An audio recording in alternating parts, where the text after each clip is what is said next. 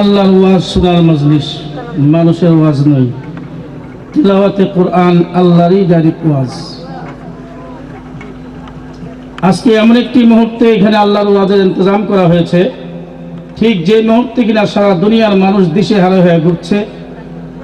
মা সন্তানকে নিয়ে পেরেশান, সন্তান মাকে নিয়ে পেরেশান, ছাত্র উস্তাদকে নিয়ে পেরেশান, উস্তাদ ছাত্রকে নিয়ে পেরেশান, নেতৃত্ব যারা দেন তাদের অধীনে যারা চলেন তাদেরকে নিয়ে পেরেশান। প্রত্যেকটি মানুষের পেরেশানির এই হালতের মধ্যে আল্লাহ রাব্বুল ইজ্জত যে জিনিসের মধ্যে মানুষের ইহজগৎ জগতের সফলতা, শান্তি, কামিয়াবি আর নিরাপত্তা নিহিত রেখেছেন, সে জিনিসের আওয়াজ নিয়ে আজকে আসছেন আমাদের এখানের এক জমাত। আল্লাহর ওয়াজ নিয়ে আপনাদের সামনে যারা বসে আছেন, আজকে বিকাল থেকে আপনাদেরকে আল্লাহর ওয়াজ শুনিয়েছেন, এরপরেও শোনাবেন। মাঝে সামান্য একটু কথা আমি আপনাদেরকে বলে দিয়ে শেষ করছি। সারা দুনিয়ার মানুষ পেরেশান হওয়ার পিছনে কারণ কি? কারণটা কি কখনো খুঁজে দেখেছি? যে ব্যবসায়ী সারাদিন ব্যবসা করে, সন্ধ্যাবেলা তার হিসাবের নিকাশ না মিলাই, সেই ব্যবসায়ী কয়েকদিন পরে তার ব্যবসা তুঙ্গে উঠবে। ঠিক সারা দুনিয়ার মানুষ শান্তি চাই, নিরাপত্তা চাই। সারা দুনিয়ার মানুষ দুনিয়ার শান্তি, আখিরাতের শান্তি চাই। কিন্তু হিসাব নিকাশ করে কি দেখেছে কখনো শান্তিটা কিভাবে আসতে পারে? আর এই শান্তির জন্য, চির শান্তির জন্য, কিয়ামত পর্যন্ত আনওয়ালা সমগ্র জাতির জন্য নয়, সমগ্র সৃষ্টি জগতের শান্তি আর নিরাপত্তার জন্য আল্লাহ রাব্বুল ইজ্জত কোরআনে কারীমকে নাযিল করেছেন।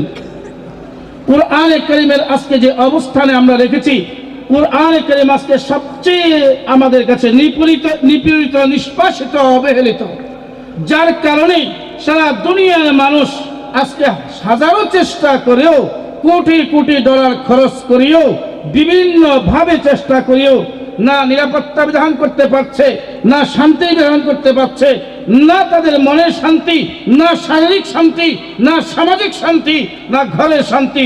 সর্বপ্রকারের শান্তি থেকে বঞ্চিত হওয়ার মূল কারণ আর একমাত্র কারণ হল এই কোরআন কারীমকে নিজেদের জিন্দেগি থেকে বিচ্ছিন্ন করে দেওয়া। মেরে ভাই আর বুজুর্গ, ঠিক যে সময়টুকুতে আল্লাহ রাব্বুল ইজ্জত কোরআন কারীমকে সারা বিশ্বের মানুষের শান্তির জন্য আপনি প্রেরণ করেছিলেন, সেই সময় যে সমস্ত মানুষরা কোরআন কারীমকে অবহেলিত মনে করে পিছনে ফেলে দিয়েছে, তাদের অবস্থানকে সামনে রেখে আল্লাহ রাব্বুল ইজ্জতের দরবারে রাসূল করিম সাল্লাল্লাহু আলাইহি ওয়াসাল্লাম মনের আবেগ পেশ করছিলেন। আর আল্লাহ রাসূলকে সান্ত্বনা দিয়েছিলেন। কি বলেছিলেন? أقال الرسول يا ربي إن قوم اتخذوا هذا القرآن مهجورا।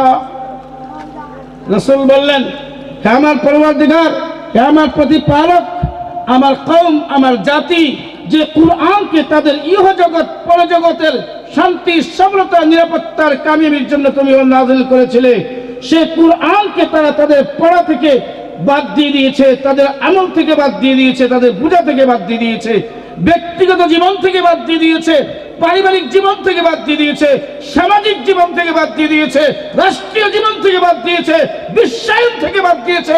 যার কারণে আজকে আমার জাতি বড় পেরেশানিতে আছে। মাওলা দয়া করে আমার জাতিকে, আমার কওমকে এই কোরআনকে বুঝে বুকে আঁকড়িয়ে ধরার জন্য তৌফিক নসিব করো। রাসূল করিম সাল্লাল্লাহু আলাইহি ওয়াসাল্লামের মনের দুঃখ আয়াতটুকু নাযিল হয়েছিল ওই জমানার মুনাফিক